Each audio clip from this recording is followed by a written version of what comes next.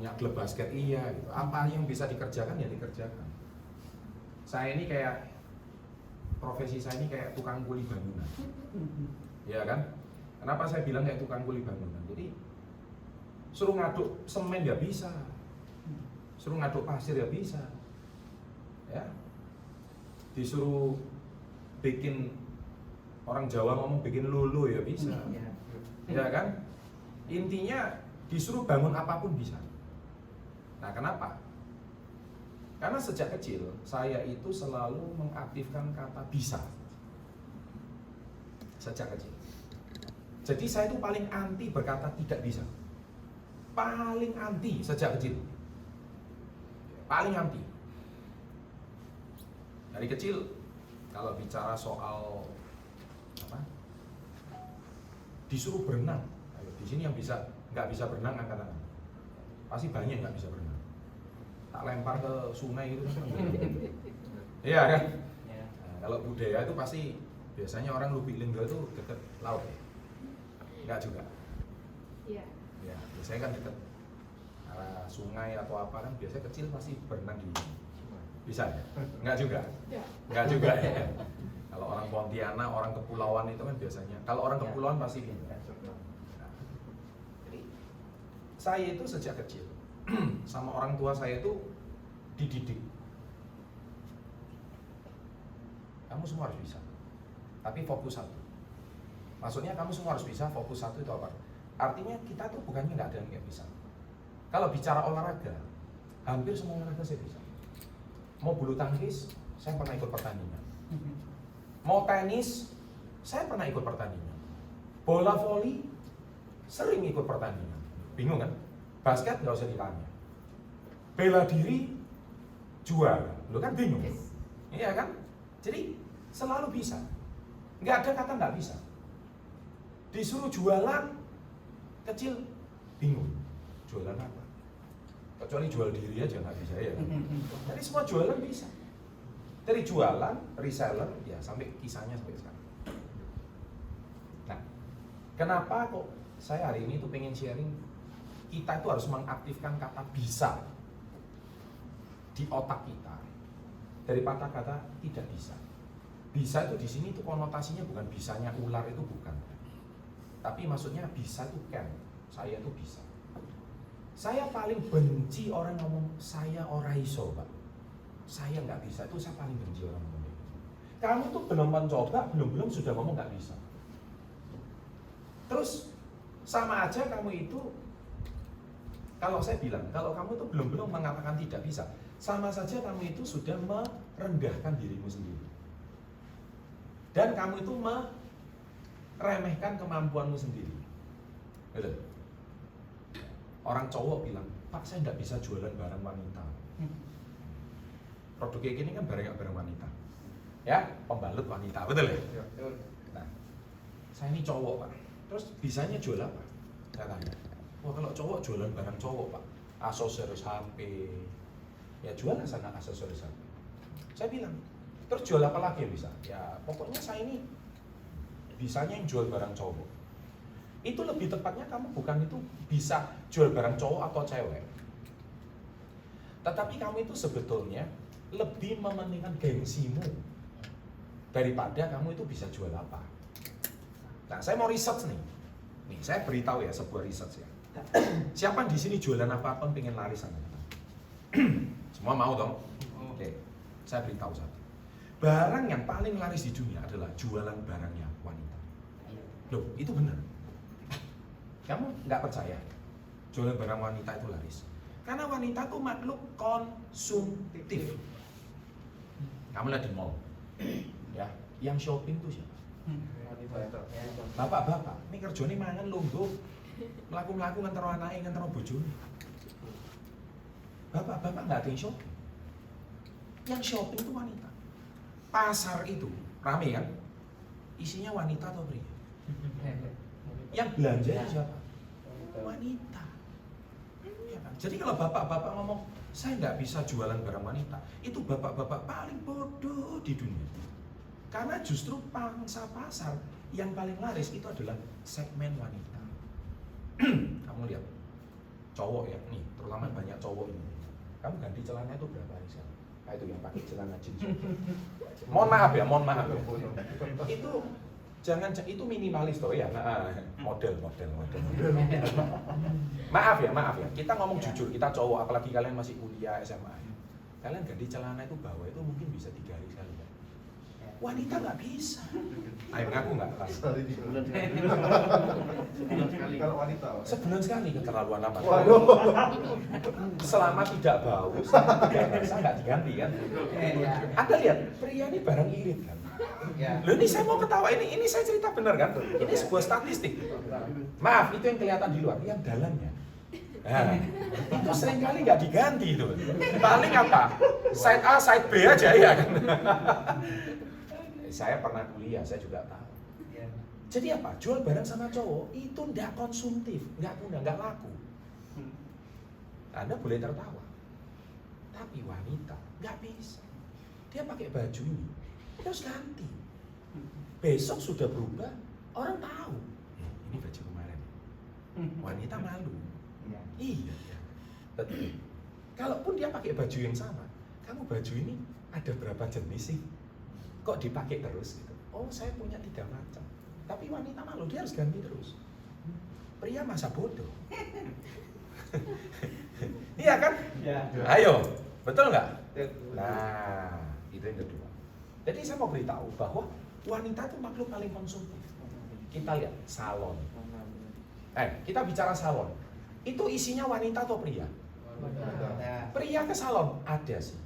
Sebulan 1 kali. Itu pun cuma gunting rambut. Wanita ada pedicure, ada manicure, ada apa? Krimbar. Iya, terus rambutnya dikeling ya kan, digelung, terus kemudian diwarna. Cowok enggak. Kalau cowok seperti itu diragukan kecowokan. Nah, betul nggak? Ngerti maksud saya? Lah, Anda mungkin boleh tertawa di sini. Jadi kalau Anda tidak jual barang wanita, yang bodoh itu kita. Loh, Pak, tapi saya ini malu Pak kalau jual. Loh, kalau masalah malu itu bisa diperbaiki. Yang penting kalian mau dapat duitnya. Loh, ini kamu usah dapat duit, nggak usah ikut komunitas ya. Loh, iya kan, betul nggak? Ngapain datang ke sini? Iya kan? Kalian datang ke sini tuh mau ngapain? Tujuannya mau maju nggak? Mau sukses sebelum 30 nggak? Yes. Jual barang wanita, titik. Selesai. Ngapain kok kamu hari ini kok malu-malu? Ya kan?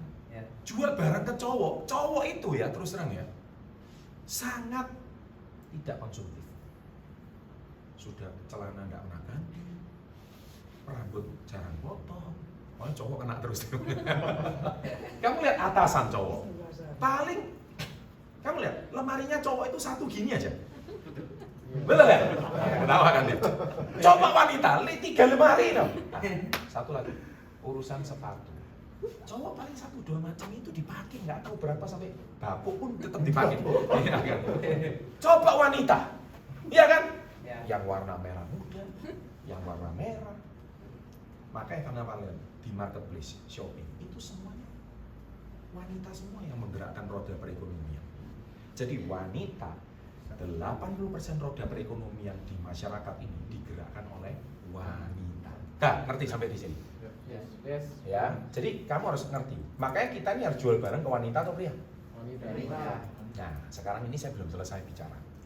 Cuman permasalahannya, siapakah penjual terbaik barang wanita? Itu wanita atau pria? Penjualnya saya bilang. Penjual barang wanita. Pria atau wanita? Paling gampang ini. Apa bukti? Masak itu pekerjaan siapa? Wanita kan? Tapi koki terbaik pria atau wanita? Pria. Ngerti? Koki yang pria itu kebanyakan enak. Bukan berarti koki wanita nggak enak. Tapi koki terkenal itu pasti pria. Buktinya aja Master Chef Indonesia. Yang cowok 2 kan, yang cewek 1 kan. Itu membuktikan apa? Bahwa pekerjaan banyak pria itu, wanita itu pria bisa jalankan. Potong rambut di salon. Potong rambut itu pekerjaan pria atau wanita? Ayo. Tuh, potong rambut kok. Wanita. Wanita. Kan yang potong rambut kita kecil tuh mama kita atau bapak kita? Mama kita. Tapi hairstylist terbaik itu pria atau wanita? Ya, seringkali memang kelaki-lakiannya diragukan juga ya. Yang salah. Tapi dia tetap seorang pria kan. Ya. Potong baju. Ayo, saya tanya, ngukur baju. Itu jahit baju. Itu pria wanita. Iya. Menjahit itu pekerjaan pria atau wanita? Wanita. Tapi desainer baju terkenal itu siapa? Tetap pria.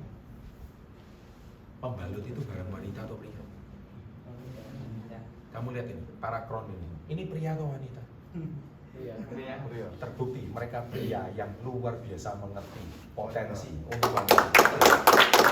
Jadi para pria yang hadir di sini jangan kecil hati. Kalau kamu nggak bisa mengambil keuntungan dari para wanita, mengambil keuntungan dalam arti positif ya. Jangan memanfaatkan yang nggak benar ya, karena ibumu juga wanita gitu loh. Maksudnya kita bisa mengambil opportunity di sini. Kamu lihat, pembalut wanita di Indonesia itu pernah di research, jumlah wanita Indonesia yang masih menstruasi itu total penelitian per tahun 2018 itu jumlahnya adalah 85 juta orang. Berarti kamu itu hari ini menjual sebuah produk yang segmennya itu 85 juta orang. Kamu buat apa? Jual celana pria itu yang nggak pernah ganti itu. Nggak laku fashion pria. Makanya punya satu teman saya ya, saya nggak mau sebut nama mereknya. Dia jual fashion pria, cowok pria, bangkrut itu. Karena itu modelnya nggak pernah ganti 3 hari sekali itu. Kita kan nggak laku. Wanita habis beli lagi. Habis beli lagi. Ketawa wanita, iya kan? Pasti. Pria. Otaknya pria tuh cuma 2 aja. Yang penting perutnya kenyang. Iya kan? Betul nggak? Perutnya kenyang, dompetnya agak terisi, ya selesai. Itu aja otaknya pria. Mana ada mikir, wah ini ada celana bagus, ada baju bagus. Kecuali kamu foto model. Buktinya enggak. Wanita, urusan kacamata aja itu bisa ribet loh. Urusan jepitan rambut itu bisa ribet. Iya kan? Urusan kerah, urusan jas, urusan dalaman, luaran, ya kan? Itu bisa ribet wanita. Sepatu, sandal, ya kan? Itu wanita itu memang seperti itu. Makanya yang ngurus di rumah itu ibu rumah tangga. Jarang diomong bapak rumah tangga. Kenapa? Karena kamu tanya bapak, berapa kebutuhan rumah ini di luar ini? Bingung. Ibu ngomong beras, siapkan. Oke, makanya kemarin ada Bu Monik itu ngomongnya pinter. Kenapa wanita harus berbisnis? Karena dia paling tahu di rumah beras masih ada atau tidak. Betul ya? Karena kembali lagi wanita. Nah, jadi saya kembali ke topik nomor 1, harus jual barang wanita. Kenapa? Mentor saya dulu, waktu saya masih usia 17 tahun, mentor saya sudah bicara ini. Jualah barang wanita. Saya masih ingat itu sampai sekarang. Makanya kalau Anda para cowok-cowok, sekarang gini, nggak usah cocok. Yang nonton BTS itu sampai teriak-teriak kayak orang kesurupan. Itu pria atau wanita? Wanita. Kamu lihat drakor itu, iya kan? Yang nonton kan mahasiswi semua. Dia ngerayu bapaknya, ayo loh pak, begini pak. Bapaknya kerja pontang-panting hanya untuk bayar dia. Beli McDonald ada tulisan BTS aja dia bisa tidur sampai 7 hari 7 malam dicium-cium terus. Itulah wanita. Kamu jual sama cowok, apa sih nggak jelas hidupmu ini? Cowok paling banter cuma lihat sepak bola aja Indonesia lawan Jordania satu malam. Itu aja paling kalau cowok. Tapi wanita itu kompleks. Makanya menjual barang kompleks itu paling enak. Iya kan? Nah, jadi kita itu konsumtif, oke? Nomor 1 wanita. Nomor 2, paling jual barang paling enak itu adalah anak kecil. Nah ini camkamnya. Ini penelitian ekonomi. Kenapa saya bilang anak kecil itu penting? Karena anak kecil itu konsumtif. Kalau demam, dikit-dikit ke dokter. Yang pusing siapa? Orang tuanya. Bapaknya nggak minum vitamin nggak apa-apa. Anaknya harus minum vitamin. Setuju ya? Bayi. Kenapa saya bilang anak kecil itu konsumtif? Karena 2 bulan sekali beli baju pasti nggak cukup. Nggak lama lagi besar lagi. Yang sudah punya anak pasti mengerti. Makanya kalian itu waktu kecil kalian itu menghabiskan duit papa mama berapa banyak? Banyak sekali. baru aja dibelikan sepatu, baru aja 3 bulan udah nggak cukup, baju seragam ganti terus. Nah, makhluk yang paling konsumtif kedua itu anak kecil. Makanya kita pun punya suplemen Super Green Food untuk anak kecil, yang anak kecil bisa pakai sampai orang dewasa. Segmennya masuk lagi nggak dua? Masuk lagi. Kamu lihat lagi, kenapa anak kecil itu konsumtif? Sekolah itu berapa? Biayanya, betul. Apalagi kemarin online, harus pakai meeting Zoom, harus pakai laptop, harus pakai ini, itu, buku pelajaran. Anak kecil itu paling konsumtif kan? Makanya bapak-bapak itu paling kasihan, ya kan? Makanya ada sebuah lelucon, istri minta dibeliin iPhone 13, keren. Anak pertama minta dibelikan iPad, anak kedua dibelikan iTunes, anak ketiga minta dibelikan iPod, bapaknya iPay, sayang bayar. Nah, kalian ngerti bahasa Inggris kan? iPay, sayang bayar. Jadi bapaknya itu yang bayar. Jadi bapaknya itu nggak pakai apa-apa. Artinya apa? Anak kecil, ibu-ibu itu konsumsi yang paling besar. Anak-anak mau les, mau ke dokter, mau ini, mau itu semua paling tinggi biaya konsumsinya. Nah, yang ketiga, siapa yang paling konsumtif setelah wanita, anak kecil? Siapa? Orang tua, betul. Itu yang ketiga. Kenapa? Orang tua itu rentan sakit. Ya, orang tua itu rentan biaya pengobatan. Saya aja sekarang ayah saya sakit. Kemarin kami satu keluarga hitung-hitungan. Wah, lumayan juga biaya kalkulasinya. Ya kan? Intinya apa? Orang tua itu biaya konsumsi. Nah, yang keempat baru laki-laki. Jadi laki-laki ini barang yang tidak laku. Ya kan? Justru karena kita tidak laku, kita ini mampu menghasilkan uang, cepat menghasilkan uang. Kalau laki-laki sudah menghasilkan uang tidak bisa, tidak percaya diri, pemalu, terus kabeh dadi opo kuwi? Mau jadi apa? Hah? Mau jadi manusia nggak berguna? Hah? Mau jadi manusia yang nggak ada masa depan? Terus salah. Akhirnya cuman itu, cuman nyanyi lagu gila. Aku pulang, ya gitu aja. Menjadi manusia yang kayak nggak ada masa depan. Terus menghibur. Begini nasib jadi bujangan kemana-mana. Enaknya karena nggak punya uang, omong kosong karena nggak punya uang. Coba kamu nggak punya uang, mau tahu? Ya parkir aja kucing-kucingan sama tukang. Enggak Pak, saya cuma 5 menit aja tadi. Ngalurnya gimana? Masuk akal. Ngerti masuk akal. Itu ngomong hati senang walaupun tak punya uang, kampret. Ngerti maksud saya? So pria itu secara takdirnya harus bisa mencari nafkah. Dan kamu harus pintar jual barang wanita, titik. Ngerti? Minimal jual ke siapa? Ibumu dulu. Jual ke siapa? Bulemu, paklimu, tantemu. Pokoknya yang barang kebutuhan wanita kamu bisa jual. Apalagi kita punya salmon ovari peptide ini. Ini barang yang paling dicintai wanita. Betul gak? Bisa glowing. Wanita mana nggak pengen wajahnya cerah? Kemarin acara kita semalam di Hotel Santika dihadiri hampir 200 lebih orang. Itu yang kasasian nenek-nenek semua loh. Sampai nenek-nenek pun masih tetap pengen glowing. Kamu tanya aja nenek-nenek, tanya emakmu lah di rumah lah. Mah, wajahmu kepingin gak? Kemprong, kosong gitu. Gak ada yang mau. Mereka tuh pasti wajah pengen cerah. Kenapa? Namanya wanita ya takdirnya begitu. Nah, jadi kita sediakan salmon ovari peptide ini, SOP, vitamin SOP. Kenapa? Produk ini, produk yang paling tepat untuk wanita. Kenapa? Selain bisa healing, bisa healthy inside, beauty outside.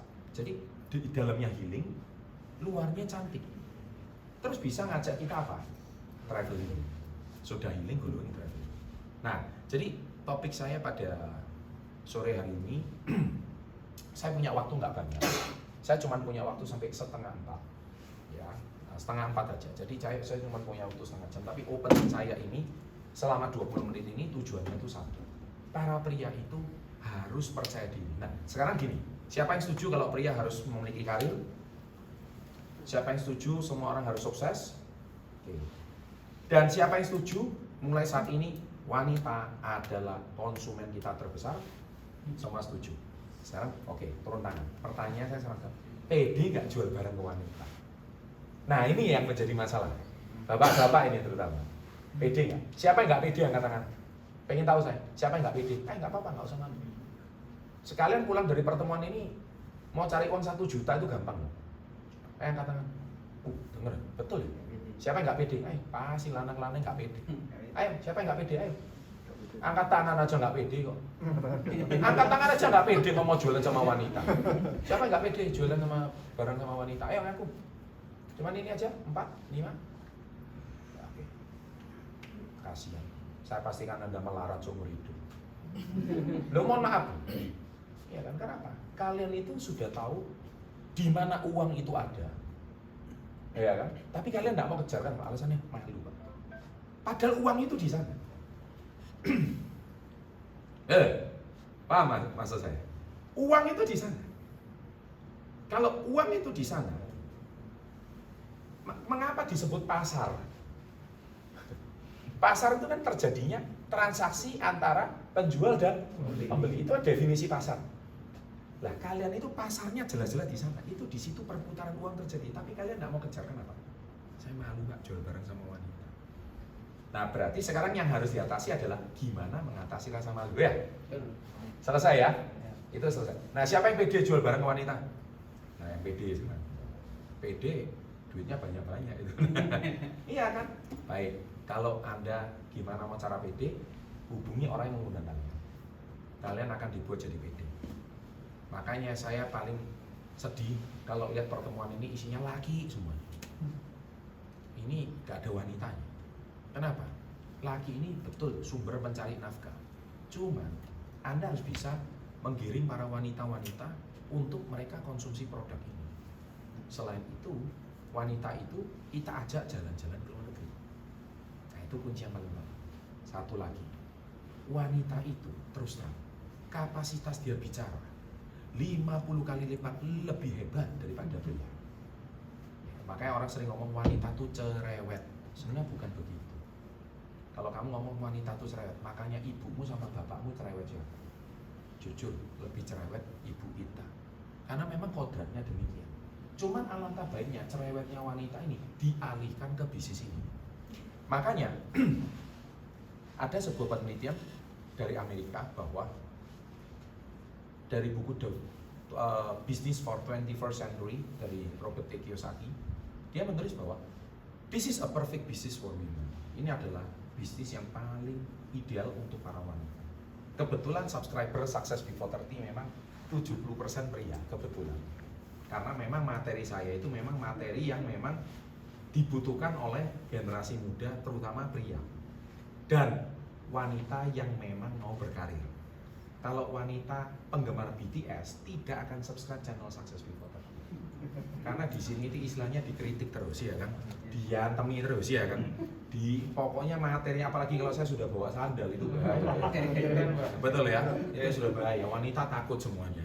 Nah, coba kalau BTS kan dia dinyanyikan sama cowok-cowok ganteng, wangi, ya kan, keren, ya kan. Siapa wanita yang nggak terbuai dan terpukau ya kan?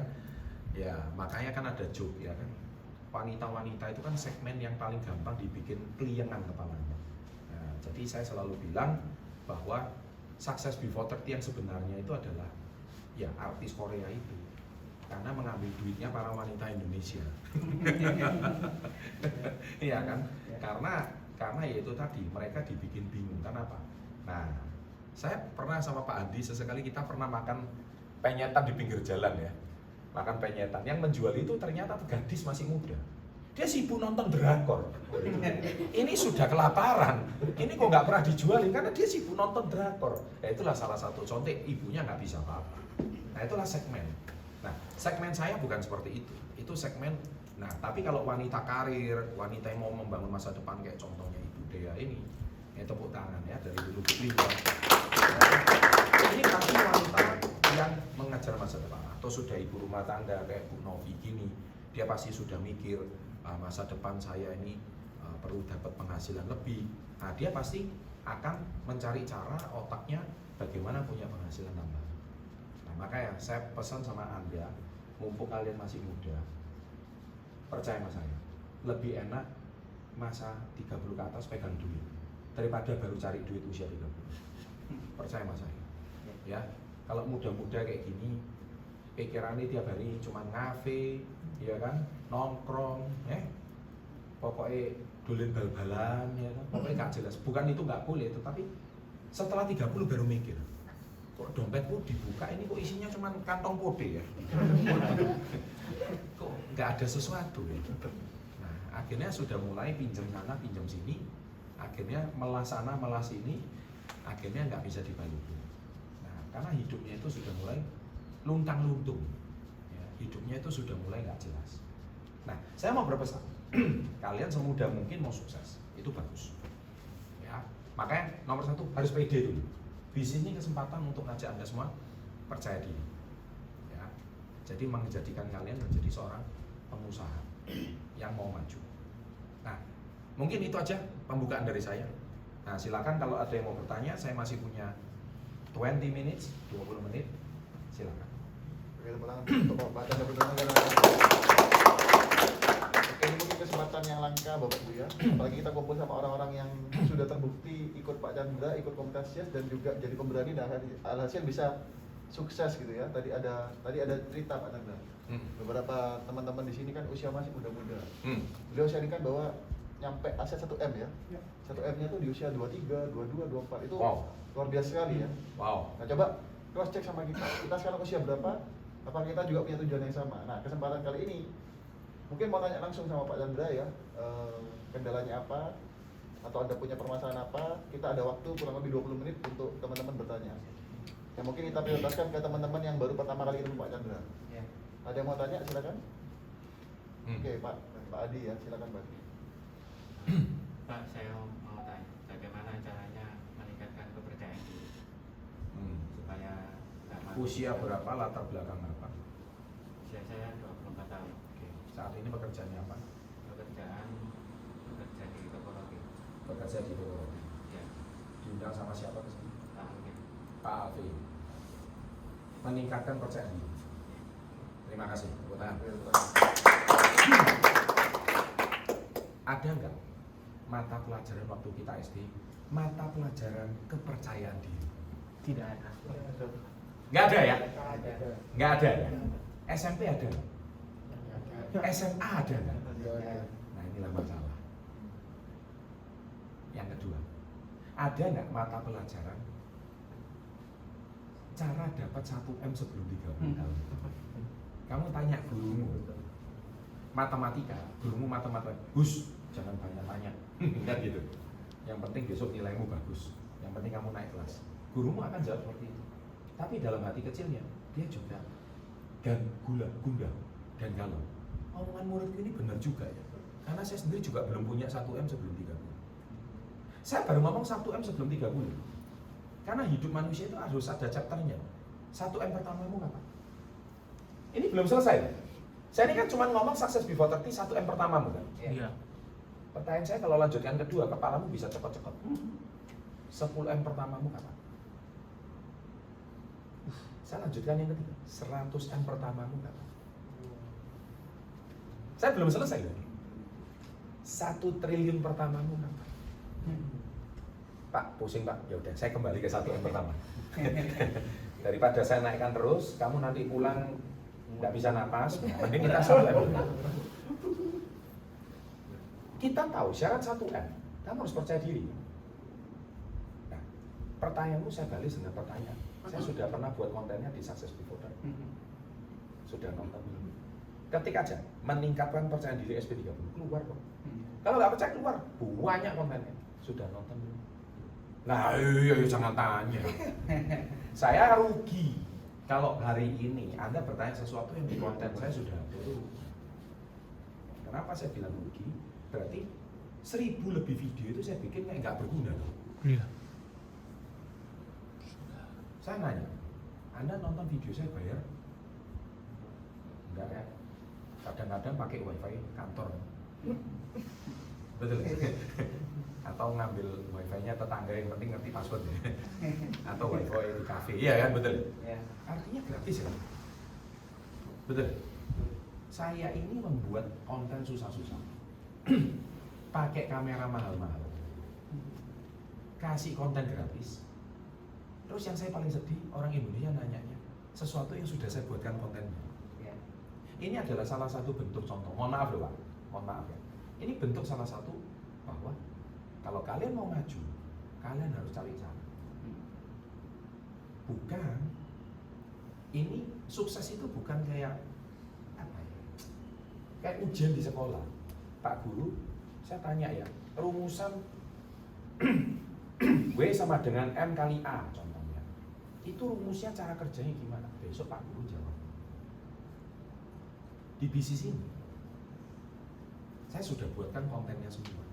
Ketika konten itu sudah dibuat, saya sangat berharap Anda yang datang ke sini, itu Anda sudah subscribe nggak cukup, tonton. Habis itu, kalau ada yang nggak mengerti dari konten itu, tanyakan ke saya. Nah, itu yang saya harap. Tapi kalau Anda belum nonton, nah gimana? Oke, saya kasih kisi-kisinya dikit. Cara meningkatkan percaya diri, nomor 1. Kumpul sama teman yang percaya diri. Temanmu satu kantor orangnya pede nggak? Orang Indonesia itu kalau pede, dibully teman. Jadi kok pede tenang, gila nih. Ngerti maksud saya? Loh, berarti apa? Orang pede aja nggak boleh. Masyarakat kita itu seperti itu. Contoh di kelas, ada murid jawab blunder salah, diketawain nggak? Nggak usah jauh. Kamu kalau ada teman satu bicara bahasa Inggris sama kamu nyaman nggak? Terus kamu ngomong Indonesia kok, ngapain ngomong bahasa Inggris? Betul nggak? Inilah masyarakat kita. Padahal gimana Inggris kita mau maju kalau kamu nggak bicara? Masyarakat kita membuli. Dia membulinya itu apa? Dia tidak suka ada sesuatu yang dia tidak bisa. Terus dicap sombong amat. Ya gue tau lah, lu habis pulang dari luar negeri, Inggrismu jago. Mau nggak bisa apa-apa. Aku orang Madura, cuman iso ocak Madura. Ngapain kamu hari ini bicara bahasa Inggris? Biasa po, tadi wong. Nih, ketawa dia. Gimana kamu mau percaya diri? Apa maksudnya? Artinya apa? Percaya diri itu berani salah. Orang Indonesia takut salah. Betul nggak? Berbuat salah takut. Kapan majunya? Orang sukses itu berani salah. Saya ini juga instruktur bela diri. Kalau murid saya nendangnya salah, satu teman semuanya mentertawakan. Yang saya hukum bukan yang salah, yang saya hukum satu perguruan. Kalau saya, ngapain kalian tertawa? Kalian sudah pinter kan? Kalian sudah merasa hebat. Saya hukum semua. Jadi yang salah itu malah saya kasih tepuk tangan. Bagus, lanjutkan. Berarti dia mentalnya kuat gak? Kenapa kamu gak percaya diri? Karena kamu berbuat salah dikit, diketawain. Ngerti mas? Ngerti? Ya. Sekalipun kamu hari ini mau kerja di toko roti, lo banyak kok fans saya, satpam, security, pegawai Indomaret banyak kok. Saya masuk Indomaret sering disapa. Kemarin saya di Indomaret juga diajak foto sama orang. Loh Pak Chandra lagi jalan-jalan ke Surabaya ya katanya. Ya, saya seneng ke Surabaya. Loh Pak Chandra kantornya di mana? Saya kantornya di Jakarta. Oh Surabaya juga ada. Bingung dia. Lagi jalan-jalan ke Indomaret ya Pak. Loh emang nggak apa-apa. Boleh kan saya ngomong gitu. Nah itu fans saya. Artinya apa? Nomor 1, jangan takut berbuat salah. Kumpullah sama orang percaya diri. Nomor 2, nomor 3 apa? Boleh dewe right? Kontennya kurang itu aja. Oke. Ya. Oke. Tepuk Oke. tangan. Mungkin satu pertanyaan lagi ya. Dua lagi nggak? Dua lagi, Mas. Dua lagi nggak? Ayo ada yang mau bertanya lagi Bapak Ibu? Silakan. Ini contoh berani bertanya aja udah ketahuan. Kalian itu pede atau enggak? Ya. Kalau kalian pede, maka kalian itu, ayo Pak, nggak usah takut sama. Jadi itu yang paling penting. Saya dulu Ini cerita ya. Waktu saya SMA, ada guru bertanya, siapa yang bisa memecahkan rumus ini? Teman saya satu berdiri, tegak. Begini bu, satu kelas. Wayan, waduh, kok. Nah, itulah masyarakat kita. Betul ya? Kebalikan. Saya melihat, I want to be like him. Saya pengen kayak dia, bicara lantang, percaya diri, dan sangat bagus kan. Tapi teman saya semua mentertawakan. Contoh. Kalian masih ingat ya dulu SMA ada tugas kelompok, masih ingat? Masih. Siapa yang paling berani kalau tugas kelompok bagiannya suruh presentasi ke depan? Siapa yang menghindar? Masih ingat? Ada nggak tugas kelompok dulu? Ada. Siapa kalau yang suruh presentasi ke depan menghindar? Saya bagian ini aja lah. Bagian di belakang aja lah. Kon yo sing presentasi ya. Ayo. Betul? Betul nggak? Bagus. Tugas kelompok pernah? Cuman SD Pak. Oh, cuma SD. Ini tamatan SD, tapi calon miliarder. Wis. Kamu pernah jadi kuli sawit ya? Pernah. Terus kerja di jual warung ya? Nah, Ini bukti nyata ini. Tapi dia hidupnya berubah total. Saya nggak peduli. Saya sangat mengapresiasi orang-orang yang seperti ini. Oke, kembali ke nggak apa-apa lah. Kamu kuliahnya kan di PG saja. Betul ya? Kamu lebih hebat daripada orang yang S1, S2 ya kan? Betul. Teori ini wake ya kan? Skripsi. Ibu nafkahi bojo gak iso ya kan? Nah, ini kan luar biasa. Oke. Ayo, siapa yang presentasi nggak berani? Saya dulu. Pernah satu ketika. Saya orang kan pemalu. Pernah waktu SMP, saya tuh disuruh baca puisi. Siapa yang pernah disuruh baca puisi di depan kelas? Semua. Malu kan? Iya. Malu kan? Siapa yang gemetar di depan kelas? Apalagi lihat puluhan pasang mata melihat kita. Hah? Gimana perasaannya? Ya, itu kan namanya public speaking. Kita takut kan? Kita merasa minder kan? Melihat wajah mereka kan? Tahu apa yang terjadi? Saya baca puisi. Yang bicara bukan mulut saya, tapi lutut saya. Gemetar. Itu saya. Itu kan termasuk bagian dari tidak percaya diri kan? Ya. Tapi tahu apa yang saya lakukan? Itu kumpul sama orang percaya diri. Dan yang kedua, saya sering melakukan. Saya tidak takut salah. Akhirnya bisa karena biasa. Nah, waktu saya hari ini tampilkan sesuatu di depan umum, saya bicara, sempurna nggak saya ngomong? Ada yang salah? Tapi minimal saya lebih bagus daripada teman-teman saya. Yang mana teman-teman saya satu pun nggak ada yang berani maju. Betul? Akhirnya saya pernah diapresiasi sama dosen saya. Dosen saya bilang, gila, satu kelas ini yang berani presentasi cuma kamu. Saya garansi kamu kasih nilai A tanpa ujian. Dosen saya keren. Itu benar terjadi. Dan musim depan ya saya belum lulus, tapi saya sudah dijadikan dosen tamu. Gara-gara saya bisa presentasi. Terus dia tanya satu, kalau saya boleh tahu, kamu belajar presentasi di mana? Saya bilang, GG Indonesia. Makanya besok kalau kamu diberikan kesempatan untuk maju ke depan testimoni, jangan nolak. Berani. Kenapa? Karena itu kesempatanmu untuk maju, menempa rasa takut, menempa agar rasa percaya diri. Betul? Ini kesempatan. Kalau kamu nggak ada panggung seperti ini, nggak ada kesempatan seperti ini, itu buat apa? Kalau saya yang terus ngoceh, kalian nggak maju.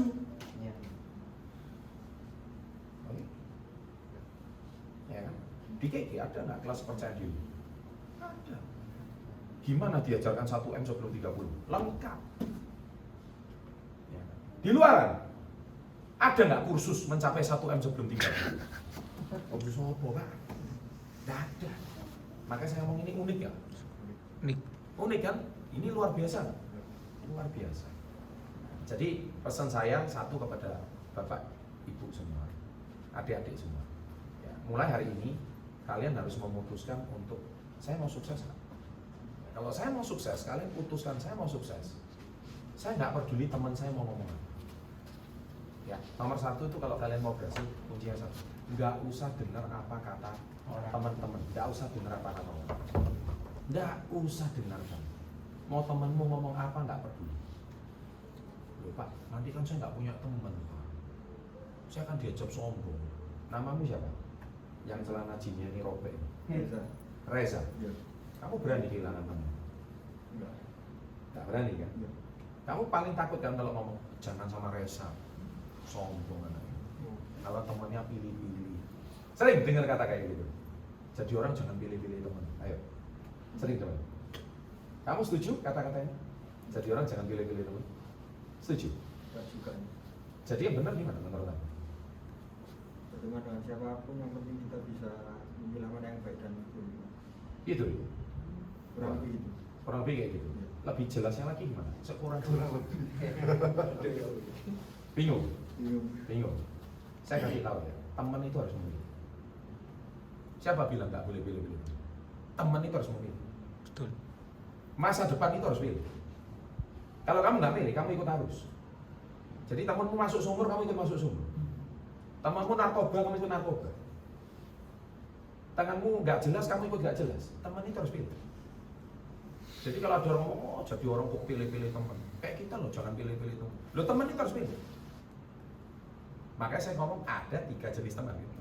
Ya. Mentor friend, body friend, followers. and follower friend. Friend yang mana yang kamu mau? Apa itu Pak body friend? Ya, tonton sendiri. Enak aja kok dikasih terus. Iya kan? Jadi Iya. intinya teman harus pilih. Kalau saya hari ini nggak memilih teman kayak Pak Arif, saya nggak memilih teman kayak Pak Adril, ini gimana saya hari ini usia 20-an, saya bisa maju dan sukses kayak mereka? Ini bahaya loh, ini usia 22 nih. Udah pegang ratusan juta ini. Ngeri ini. Iya kan? Ini orang kaya nih diem-diem. Bahaya. Duitnya merah semua itu di dalam. Iya kan? Kenapa? Karena ilmunya dapat. Iya. Karena dia pilih. Dia mau maju. Dan saya percaya kayak Pak Adril ini di kampus nggak populer dia. Karena nggak ada yang mau berteman sama dia. Aneh, ngomongnya bisnis terus. Yang populer di kampus itu seperti apa? Yang populer di sekolah itu apa? Pemain basket. Itu populer. Iya kan? Betul. Oh, yang bodinya bagus kayak body kayak Pak Arif kurang laku. Oh, yang bodinya kotak-kotak, iya kan wangi, rambutnya gondrong kayak Reza ini. Oh, laku ini. Apalagi bisa main band. Oh, selfie. Oh, laku. Adril ini nggak laku. Di kampus nggak laku, kurang minat. Nah, ini masyarakat kita itu seperti itu. Betul ya? Tapi ingat, itu cuma masa SMA dan kuliah. Sampai di masyarakat, universitas masyarakat tahu yang laku apa? Orang kayak Pak Adril. Orang kayak Pak Arif ini laku, yang perutnya agak maju-maju. Itu laku. Yang ininya maju, ininya juga maju. Coba kamu yang perut apa six pack kering kerontang, ininya juga kering kerontang kayak six packnya. Lebih baik punya six pack. Lebih baik punya six cars daripada six pack katanya ya kan. Loh iya itu masyarakat. Kamu sekarang hidupmu susah. Bapakmu punya anak 3. Anak 3 ini, satu yang paling makmur, 2-nya ini hidupnya luntang-luntung ceritanya, nggak jelas. Ketika orang tuanya sakit, yang diandelin siapa? Ya anak yang makmur, anak yang sukses. Betul, anak yang six pack laku. Utangin nang dindi kok. Fitness suplemen yang ngutang kok. Ngerti maksud saya? Loh, ini fakta masyarakat. Kalian anak muda nggak paham ini. Betul. Sudah sampai masyarakat, kalian baru paham. Dan saya pahamkan itu sejak kalian masih usia 20-an. Kalian sudah tahu materi ini sejak kalian 20. Di mana itu akan terjadi ketika kalian usia 30-40. Miris ya masyarakat kita ya. Contoh, kalian lagi butuh duit. Kalian ke bank. Kalian sampai di bank. Permisi Pak, saya mau pinjam uang. Bank nomor 1 tanya, jaminannya apa? Betul? Iya. Ya. Saya nggak punya jaminan Pak. Jaminan saya ini cuma diri saya sendiri. Reza yang ganteng ini Pak. Kira-kira bank mau minjemin kamu duit? Tidak. Nggak ada. KTP saya ini Pak. Ini bank bukan pinjol kan gitu. Artinya apa? Harus ada jaminan. Artinya apa? Kalian di masyarakat, kalau kalian hari ini mau pinjam uang, bank itu harus memastikan kamu punya uang. Kalau kamu nggak punya uang ya jangan pinjam. Kenapa? Bank harus memastikan kalau saya pinjamkan uang saya, artinya apa? Bank harus memastikan bahwa uang yang saya pinjamkan akan kembali kan gitu. Kalau kamu nggak bisa kembali kan asetmu yang saya sita kan gitu. Sama kayak BPKB, BPKB itu yang saya sita. Masyarakat kita seperti itu. Nah, sekarang saya tanya balik sama kalian. Kalau masyarakat kita seperti itu, kita harus sukses nggak? Harus maju nggak? Harus. Lah gitu kok minder. Lah kok gitu malu. Gitu kok nggak berani jual barang sama wanita. Lo yang salah siapa? Terus kamu yang flashback lagi. Waduh Pak, berarti sistem sekolah kita kacau dong Pak. Nah, sistem sekolah kita tidak kacau. Karena sistem sekolah kita hanya mengajarkan orang jadi karyawan titik. Karena kalian nggak perlu pikir jualan. Yang penting digaji, masuk jam 8, pulang jam 4. Iya kan? Ya. Ijazah ada. Ya itu sistem kita cuma mengajarkan orang jadi karyawan. Karyawan nggak perlu kreatif mikirin riset, jual barang ke wanita. Lah ngapain? Nggak perlu. Salah sistem pendidikan kita? Tidak salah. Tapi sistem pendidikan kita yang sudah berusia lebih dari 200 tahun ini tidak pernah berubah. Yaitu hanya mencetak calon robot yang bekerja di karyawan. Nah, ketika robot ini sudah bisa digandengkan era robotik dan AI, masihkah perlu karyawan dalam bentuk manusia? Oh, ini bahaya. Ini bahaya. Makanya kalian cepat atau lambat harus memulai bisnis gigi. Karena kita nggak akan ada yang tahu. Makanya setiap hari kalau saya masuk di locker, Anda lihat di kolom komen aja, di DM saya, Pak ada locker nggak? Kalian anak muda belum mikir. Tapi ketika sampai satu titik, kalian harus memikirkan masa depan kalian. Karena harus memikirkan income kalian sendiri. Kalian tidak bisa lagi mengandalkan orang tua kalian. Ada locker. Betapa susahnya cari nafkah dalam hidup. Ya, salah siapa? Karena kalian tidak mau mempersiapkan sedini mungkin. Loh, di channel YouTube nggak ada. Siapa bilang Success Before 30 sudah mulai 9 tahun yang lalu. Saya sudah memberikan konten yang mempersiapkan kalian sejak dini. Dan kalian tidak mau nonton, itu masa salah saya. Kalian sudah nonton, tidak mau praktekkan, masalah salah saya.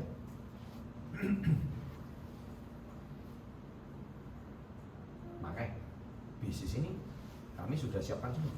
Perusahaan ada, produk ada, ya kan? Jenjang karir ada, lengkap. Kemudian apa lagi? Sekolah bisnis pun ada, komunitas yes pun ada, sistem pengembangan diri. Oke, mau cepat percaya diri, gampang. Nanti November ikut YesICAN. Ambil cuti nanti. Yes. Tanya Pak Alvin nanti, gimana cara ikut YesICAN. Ya, kalau kamu cutinya gak lama, takutnya dipecat dari tuku roti. Hah? Sudah mau daftar? Sudah alumni. Oh, sudah alumni. Oh, alumni ya saya? Iya. Kemarin? Sudah yang 2 tahun yang lalu. 2 tahun yang lalu? Loh, kok gak percaya diri nggak gitu ya? Betul. Berarti gak dipraktekin. Ya kan? Nah, harus diulang lagi supaya pede gitu. Loh, ini kok alumni YesICAN kok gini ya? Mungkin kena pandemi kendor lagi kali ya. Ya, intinya seperti itu. Oke? Ya, maybe ya saya rasa cukup ya. Waktu saya juga sudah habis. Terima kasih buat Pak Chandra ya. Yes. Selalu rutin mengadakan seperti ini setiap minggu sekali Pak Chandra ya. Silakan, ada atau tanpa saya. Jadi pastikan Bapak Ibu yang sudah ikut komunitas YES ini ya, terus bertumbuh bersama ya. Setiap minggu kita ada di sini dan nanti setiap hamin seminggu atau hamin 4 hari lah, posternya akan sudah disebar di grup WA Anda masing-masing. Dan jangan lupa jangan datang sendiri ya, tapi ajak teman-teman yang lebih banyak lagi. Oke, terima kasih dan sampai jumpa di kopdar berikutnya. Thank you, salam hebat luar biasa. Salam hebat luar biasa. Terima kasih.